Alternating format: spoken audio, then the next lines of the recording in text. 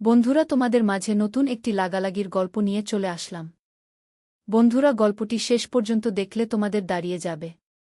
তোমরা হাতের কাজ করতে বাধ্য হবে। তোমাদের পাইপ দিয়ে মধু বের হয়ে আসবে।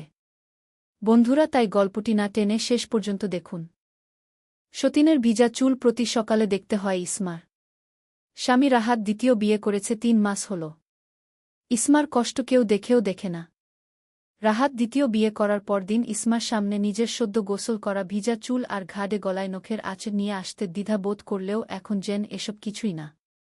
সময়ের সাথে সাথে ইসমার সাথে রাহাতের দূরত্ব একটু একটু করে বাড়ছে।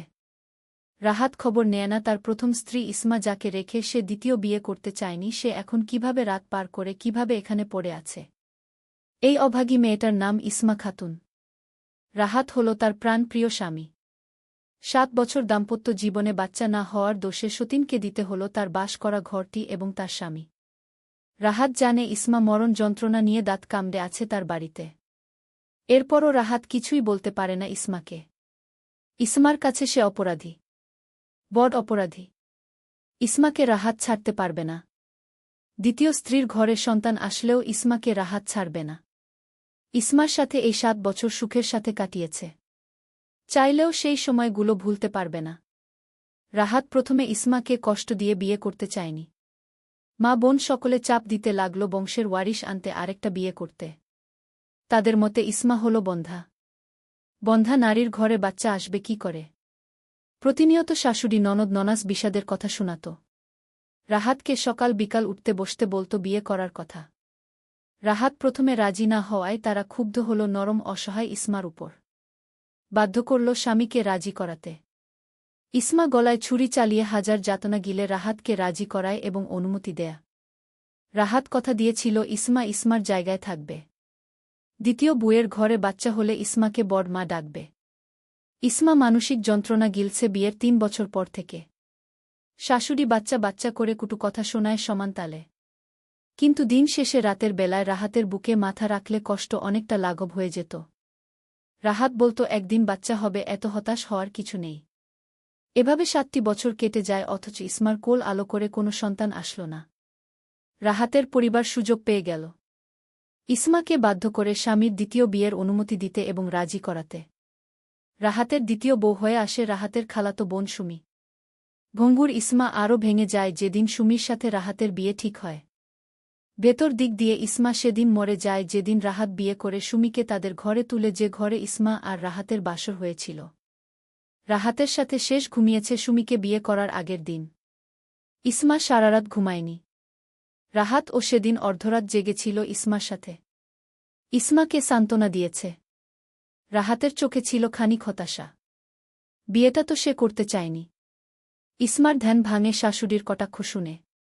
কাজ না করে এভাবে মূর্তির মতো দাঁড়িয়ে থাকায় বলে দিল কতগুলো বিষ মাখা কথা। রাহাতের একটা টিনশেড বিল্ডিং। ইসমা থাকে একটি আলাদা রুমে।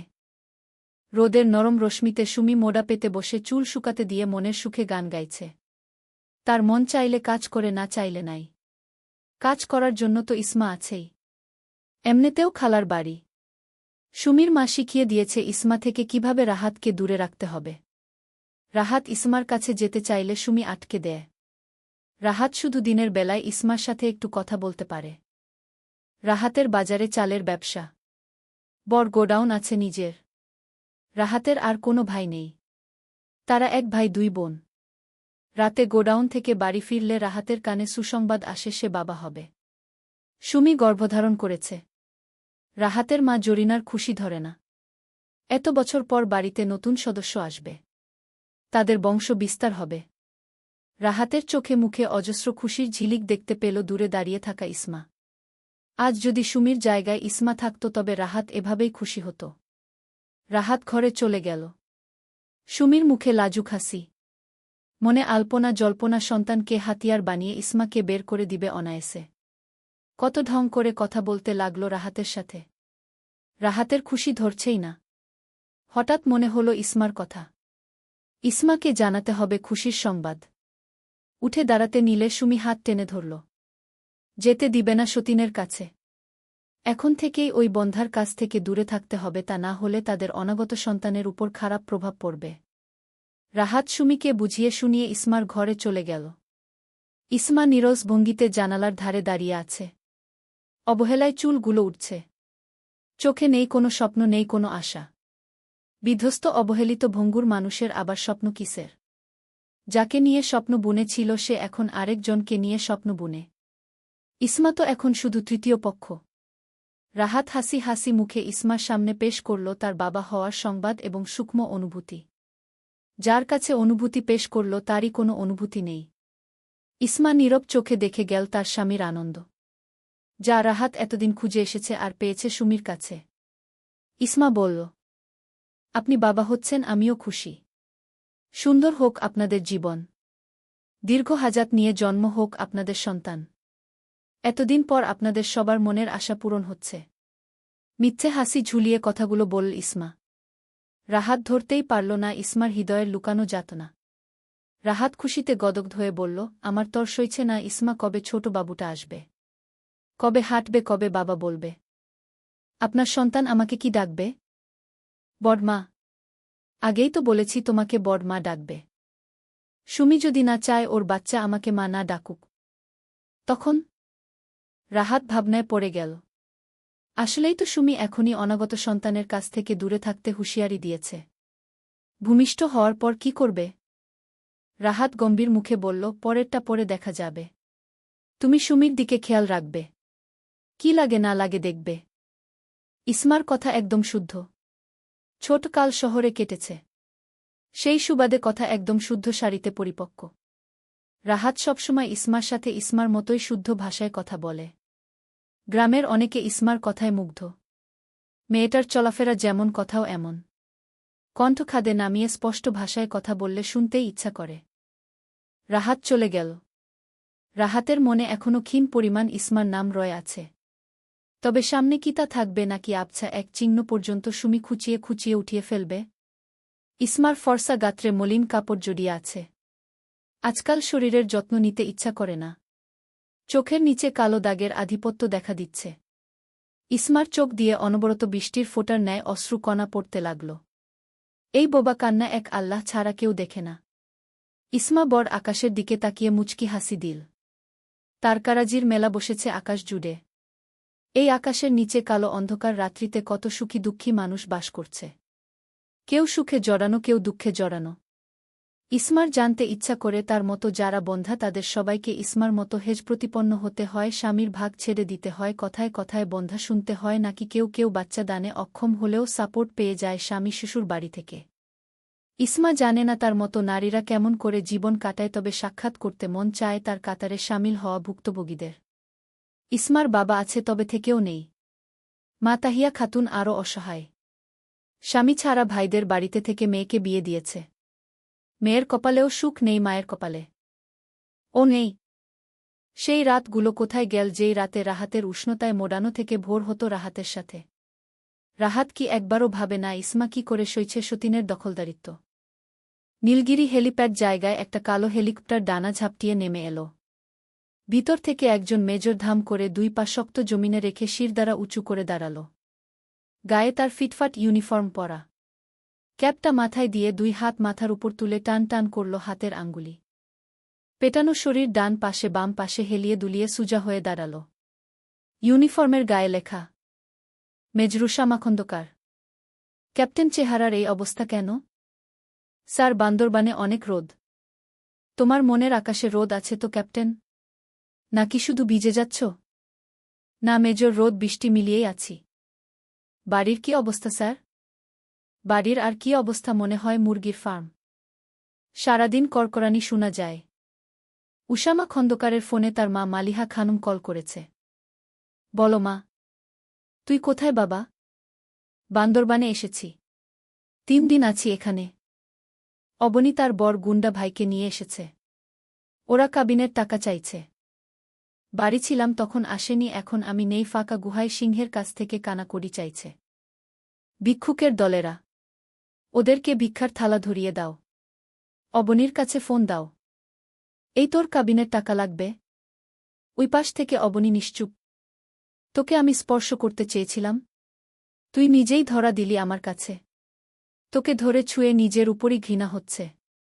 জমজমের পানি দিয়ে আজকেই গোসল করব। পেপারসে সাইন করে বিদায় হ আমার বাড়ি থেকে। তুই চিনিস না আমাকে? তোর কপাল ভালো আমি সামনে নেই। তোর মতো মেয়ে উসামা খন্দকারের কাছ থেকে টাকা নিবে? আমি এখন নীলগিরির হেলিপ্যাডে আছি। উঁচু পাহাড়ের উপর থেকে নিচের খাদে তোর জিভ কেটে ফেলে দিব। পাহাড়ি ব্যাঙ আর কেঁচো মজা করে খাবে। তোর টাকলা প্রেমিকের টাকার অভাব, তাই আমার কাছে টাকা চাইতে এসেছিস। বিন্দু পরিমাণ লজ্জা তোর নেই। আমার এত সময় নেই এক্সের সাথে কথা বলার। ভবিষ্যতে আমার সামনে পড়বি না বলে দিলাম। এই ফকিন্নি তোর নাম অবনী না রেখে ফকিন্নি কেন রাখল না তোর বাবা? আজকেই নিজের নামে আকিকা দিবি। অবনী পাল্টে তোর নাম ফকিন্নি রাখবি।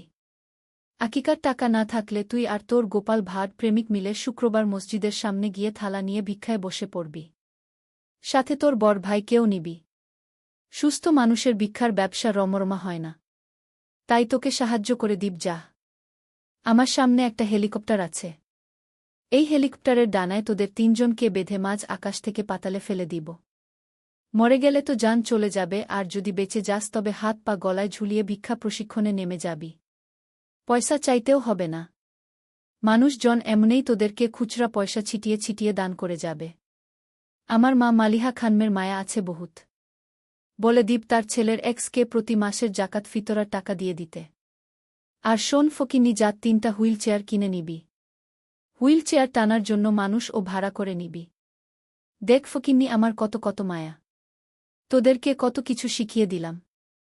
ফকিন্নি, আমি হয়তো ফকির হয়ে যাব, তোকে 2 বার ছুঁয়ে ওয়াসওয়াসার কারণে এই নিয়ে 5 বার জমজম পানি ছিটিয়েছি আমার শরীরে। এত টাকা কি তোর বাপে দিয়ে যাবে? মেজর উসামা কল কেটে এক দলা থুতু নিক্ষেপ করল মাটিতে। পশমের গোড়ায় গোড়ায় রাগ অবস্থান করছে। কি হয়েছে স্যার? তেমন কিছু না। আরও কিছু সেনা সদস্য এগিয়ে আসলো উসামা খন্দকারের কাছে। প্রত্যেকের সাথে দন্ত বিনিময় করে এগিয়ে যেতে লাগল পাহাড়ের চূড়ায় সেনা ঘাঁটিতে। ক্যাপ্টেন। Yes sir. প্রত্যেকের নামের লিস্ট চাই। ওকে স্যার, পেয়ে যাবেন। গুড। উসামা খন্দকার একটা একটা কদম রাখে আর নিজের মনে বিটবিট করে বলে, জীবনে কোনো মেয়ে নিয়ে বাজে চিন্তা করলাম না, প্রেম ভালোবাসা করলাম না, সেই আমার কপালে এমন লুচু খাটাস মেয়ে জুটল কি করে? মেয়েলোকের কত সমাহার। কেউ সংসার গড়তে চায়, কেউ ভাঙতে চায়। এই নোংরা অবনীর জন্য একটুও মায়া লাগছে না কেন? রাবিশ একটা। এই ইসমা, এত বেলা হুইজা গেল, উঠতাছ না কেন? জরিনা খিটমিট কর ডাকছে ইসমাকে। সুমি পোয়াতি, ওর নাস্তা দেরি হইজা গেল। মাইজাডা না খাইয়া আছে, আর তুমি অহনো ঘুমাইতাছ কেন? চোখ মুখে ক্লান্তি আর অসহায় চোখে ইসমা বলল, আম্মা আমার অনেক জ্বর। জরিনার মায়া হল না। কর্কশ গলায় বলল, অজুহাত না দেখাইয়া কামে হাত লাগাও জলদি। বন্ধা বাজা মাইয়া যে অহনো বাড়িতে রাখছি, এই তো বেশি। আবার কামচুরি করে। ইসমার গাল বেয়ে টপটপ পানি ঝরতে লাগল। জরিনা এখন লাগাম ছাড়া কথা বলে। আগে রাহাতের জন্য এত কিছু বলতে পারত না। এখন তো রাহাত পোয়াতি বউ নিয়ে ব্যস্ত। ইসমার অবস্থান কোথায় কে জানে? বন্ধাত্ব কোনো নারীর দোষ হতে পারে না। তবে এই সমাজে নিকৃষ্ট মন মানসিকতার কিছু মানুষ দোষ মনে করে। স্বামীর সাথে সতীনের সংসার করতে বাধ্য করে। এমন ইসমা নামক অসহায় নারী বাস্তবে অবহেলিত হলেও আমার গোবেচারা লেখায় তারা জিতে যাক, তারা সুখের সন্ধান পেয়ে যাক। আর রাহাতের মতো মেরুদণ্ডহীন স্বামীরা তাদের কর্মফল পেয়ে যাক।